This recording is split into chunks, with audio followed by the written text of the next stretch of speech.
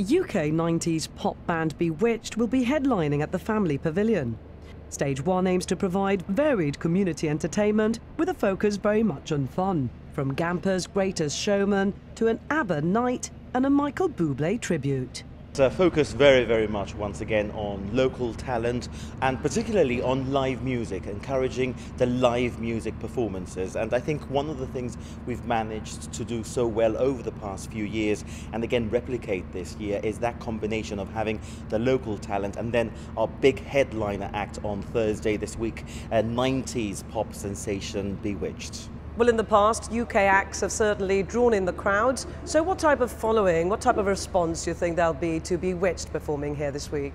If you look at, for example, last year we had S Club, and if you look at some of the festivals currently ongoing in the UK, S Club is actually the support to Bewitched, so we're expecting a huge crowd.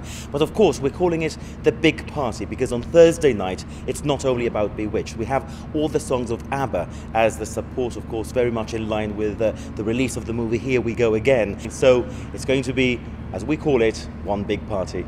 Well, you've been involved with the organisation of the Family Pavilion now for a good number of years. So how do you ensure that the programme keeps on being fresh and relevant year in, year out? I think we just try and look at what we've had in the past. We look at what works, we try and develop everything. So we have some things which are tried and tested and we know they work. We know that people like to sit outdoors. This year we've discussed with GCS and the SDG the opportunity of having a slightly bigger terrace as well, but at the same time providing a marquee indoors for perhaps the more elderly citizens. We have residents of Mount Alvernia coming down this week and they like perhaps to sit in the more sheltered area of the pavilion. So I think it's providing the combination and above all giving people a choice. At the Youth Pavilion, an extensive lineup is also featured, including a reggae night and a fashion show. Music will be varied, catering to the younger generation. The pavilion has been running for a couple of years with the same, more or less the same program of events, and we thought it needed a bit of a revamp to try and get a bigger pool of youth in a marquee. So we've changed a bit the lineup. We've made it a bit more intense. And as you can see on the actual program, there's a lot of local entertainment, which we always try and push for local entertainment and local artists to perform in our events. We've got a couple of big artists coming over, more like DJs. We have a Colombo, which is one of the biggest DJs in the breakbeat scene at the moment in the world. And we've got Sean Reeves, he's from Vision Quest and he's a really big act as well. He's a bit more techno, that's on the Friday.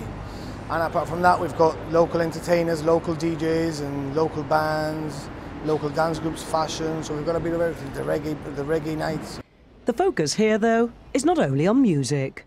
We've got pool and darts. Last year we had the pool, it turned out to be quite successful, so we thought why not introduce the darts with the pool, which is more or less the same atmosphere when it gets to tournaments, and it's looking good. We have quite a good number of players that have entered the pool and the darts tournament. As far as Gibraltar Fairs go, this year's area is probably one of the largest that organisers have had to work with over recent years. With regards to the offering, the Family and Youth Pavilions seem to be looking after most of the community. Things kick off tonight with live music from Bob and the Boys and an unplugged session. More on the Family and Youth Pavilion lineups on their Facebook pages.